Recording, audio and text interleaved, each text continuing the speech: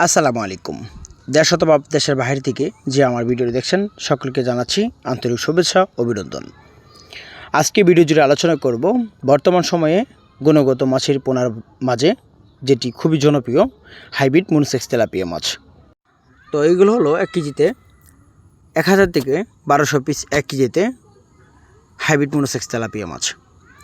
Hybrid monosex tilapia মাছগুলো আপনাদের পুকুরে চাষের জন্য যা সর্বপ্রথম লক্ষ্য রাখতে হবে, যেমন ভালো একটা পুকুর, বন্যামুক্ত, পুকুরে 4 থেকে 5 ঘন্টার মধ্যে আবহাওয়া পড়তে পারে, বা পুকুরের পানির গভীরতা 5 থেকে 6 ফিট বা 7 থেকে 8 ফিট হলেও মাছগুলো চাষাবাদ করতে পারবেন।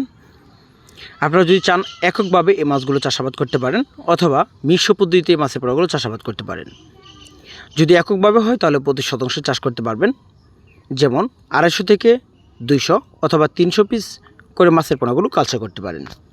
যদি 300 পিস করে মাছের পোনাগুলো প্রতি শতাংশে এককভাবে কালচার করেন তাহলে 5 থেকে 6 মাসে মাছের ওজন দাঁড়াবে 2টা 1 কেজি।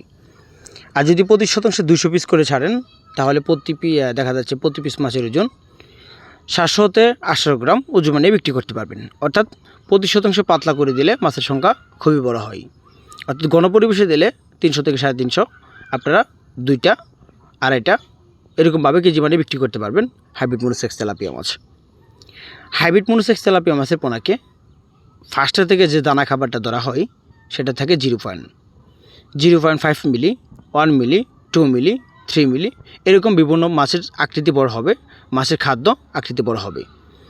তো অবশ্যই মনোসেক্স তেলাপিয়া মাছের পোনা বর্তমান সময়ে হাইব্রিড মনোসেক্স তেলাপিয়া মাছ যা চেনা যায়, মাছের গায়ের রং, মাছের বডি আকৃতি কালো, মাছের লেজ কান্তাও সোনালি বাদামি কালার, এগুলো দেখে হাইব্রিড মনোসেক্স তেলাপিয়া মাছ চেনা যায়। তো গুণগত মাছের পোনা অবশ্যই সংরক্ষণ করতে হলে যোগাযোগ করে মাছের পোনাগুলো সংগ্রহ করতে পারেন। ধন্যবাদ।